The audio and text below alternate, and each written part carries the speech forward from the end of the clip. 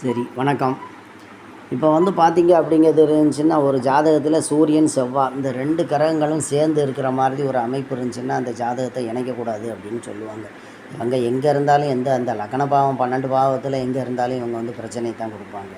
அதனால் அந்த மாதிரி சூரியன், செவ்வாய் இருக்கக்கூடிய ஒரு ஜாதகத்தை முடிஞ்சால் ஒதுக்குங்க. இல்லைன்னா அதுக்கு வேறு சில வழிகள் இருக்குது. அதை பார்த்து நம்ம கணக்கு பண்ணிக்கிடணும் முடியாத பட்சத்துக்கு. அதுக்கப்புறம் வந்து சனி செவ்வாய் சேர்க்கை.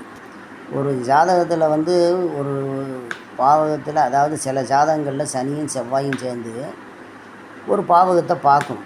அப்படி பார்த்துருச்சு அப்படின்னா அந்த பாவகம் வந்து உங்களுக்கு வீக்காயிரும்னா ரொம்பவே வீக்காயிரும்னு வச்சுக்கோங்களேன்.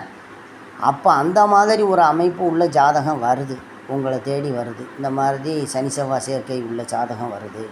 அப்போ இதுக்கு வந்து நம்ம என்ன செய்யணும் அப்படிங்கிற ஒரு அமைப்பு வரும் இல்லைங்களா. அப்போ அந்த அமைப்பு வந்து கூடிய வரைக்கும் 2ஆம் இடம், 8ஆம் இடம், 12ஆம் இடம் இந்த மாதிரி இடங்களில் வந்து அமையக்கூடாது. 3ஆம் இடத்தையும் எடுத்துக்கலாம்.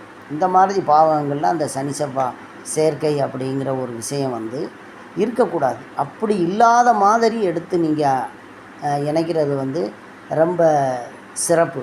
அப்படி தான் எடுத்து இணைக்கணும். அப்படி இணைச்சா தான் அவங்களுக்கு வந்து அந்த பிரச்சனைகள் அப்படிங்கிறது வாழ்க்கையில் ஓடாமல் இருக்கும். இல்லைன்னா கல்யாணம் ஆகி 6 மாதம் இல்லை 1 வருஷத்தில் பாவம் அந்த வீட்டில் ஏதாவது ஒரு பிரச்சனை ஏற்பட்டுச்சுன்னா கொஞ்சம் கஷ்டம். அதனால் அந்த மாதிரி ஒரு விஷயத்தை நம்ம வந்து அதை வந்து கொஞ்சம் ஆலோசித்து நம்ம வந்து செய்யணும். அதுக்கப்புறம் திரும்ப மறுபடியும் பார்த்தீங்க அப்படிங்கிறது இருந்துச்சுன்னா, ஒரு குடும்பத்தில் 2 பெண்களை வந்து கொடுப்பாங்க. இது பழைய காலத்தில் அந்த மாதிரிலாம் உண்டு. அதாவது வந்து ஒரு பெண்ணை கொடுத்துருக்கோம். பெண்ணை கொடுத்து 3 வருஷம் ஆச்சு, குழந்தை இல்லை. 3 வருஷம் குழந்தை இல்லை அப்படின்ன உடனே மருமகன் வந்து அப்போ தான் அவர் வந்து சொல்லுவார், விஷயம் இப்படி ஒரு விஷயம் லேசாக முறிக்கிட்டு இந்த பொண்டாட்டி மேலே தான் குத்தம். அதனால் வந்து அங்கே நீங்கள் கொடுத்த அந்த ப்ராடக்ட் வந்து சரியில்லை, அடுத்த ப்ராடக்டை வந்து நீங்கள் வந்து கொடுங்க அப்படின்னு சொல்லிவிட்டு தங்கச்சியையும் சேர்த்து கட்டுவாங்க. இந்த மாதிரி ஒரு சூழ்நிலை வந்து பழைய காலத்தில் இருந்திருக்கு. நம்ம ஜாதி ஜனங்கள் எல்லா இடங்கள்லையுமே இருந்திருக்கு இந்த மாதிரி ஒரு சூழ்நிலைகள்.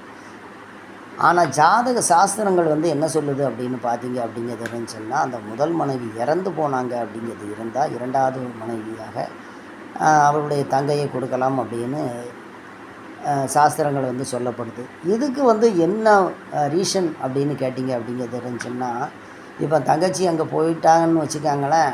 அப்போ முதல் மனைவி வந்து அந்த வாழ்க்கையில் வந்து அவள் வாழ்ந்ததே வந்து ஒரு வேப்பங்காய் மாதிரி தான் இருக்கும்.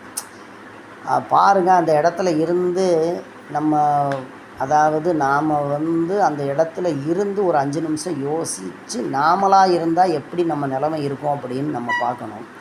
அதுக்கப்புறம் அந்த இடத்துல ஒரு பெண்ணு போய் இருந்தால் எப்படி இருக்கும் அப்படிங்கிற ஒரு நிலையை வந்து நம்ம பார்க்கணும்.